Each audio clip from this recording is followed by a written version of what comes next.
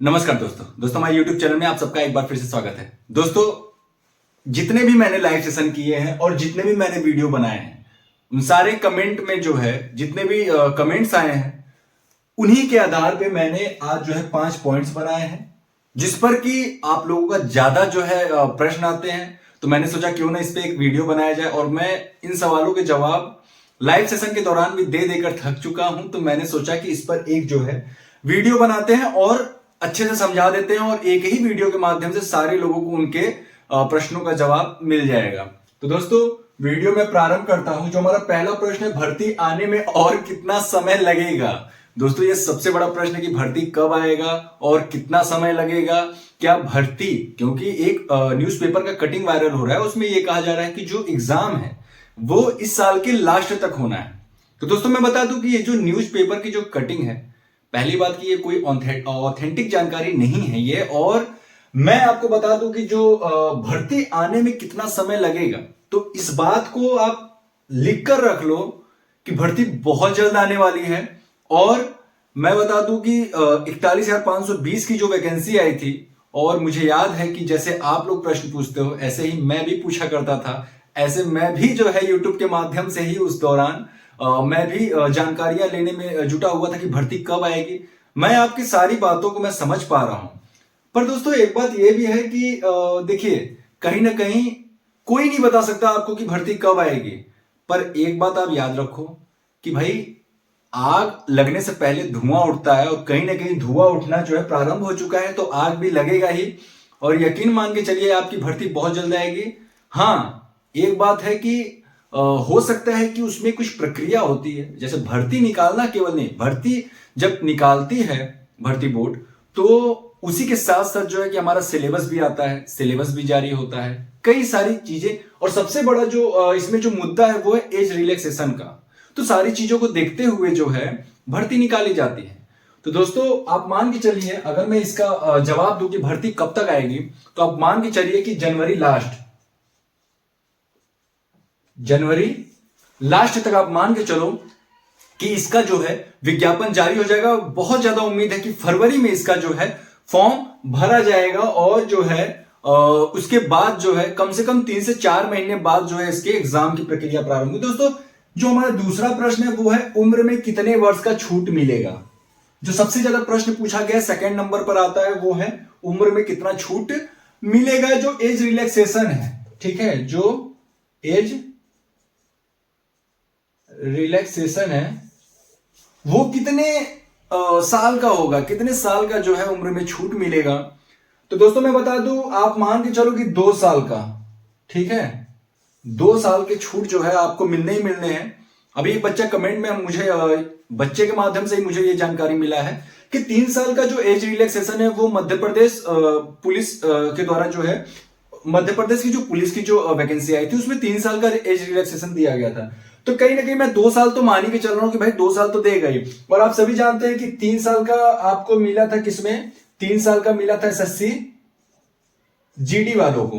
कितने साल का मिला था? 3 साल का मिला था एसएससी जीडी वालों को। तो जाहिर सी बात है यार कि मध्य प्रदेश के जितने भी छात्र हैं उनको जब 3 साल का दिया गया, एसएससी जीडी वालों को भी 3 साल का दिया गया, तो आप ये भी मान के चलो कि आपको भी 3 साल का मिल सकता है। पर चूंकि मैंने 2 साल, मैं पहले से ही बता रहा हूं कि 2 साल आप कंफर्म मान के चलो, और इसके बाद हो सकता है कि 3 साल का भी आपको एज रिलैक्सेशन प्राप्त हो जाए। तो दोस्तों, जो हमारा तीसरा जो प्रश्न है, एज काउंट कब से होगा। तो देखिए, बच्चे जो है ना, कभी कभी क्या होता है कि मैं भी जो है कि परेशान हो जाता हूं उनके प्रश्नों का जवाब देते देते। वो एक ही रिपीटेड प्रश्न पूछते हैं, उनको अगर जवाब दे देना तो अगले लाइव सेशन में फिर वही प्रश्न पूछेंगे। असल में मैं एक चीज आपको बता दूं कि बच्चे भर्ती का इंतजार करते करते कहीं ना कहीं डिप्रेशन में जा रहे हैं, और इसी सबका जो है कि ये आउटपुट निकल कर आ रहा है कि बच्चे जो है एक ही प्रश्न उनके दिमाग में घर कर गया है कि हाँ, एज रिलैक्सेशन कितना मिलेगा, कितना, कब से।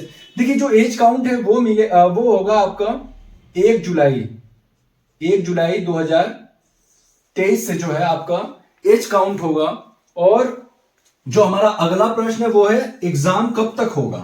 दोस्तों, एग्जाम आप मान के चलो कि अगर भर्ती निकली, अगर जनवरी में विज्ञापन आया, तो 1 महीने तो आपको जो कि फॉर्म भरने का समय दिया जाता है। तो मान के चलो पूरा फरवरी जो है आपको फॉर्म भरने का समय दिया जाएगा।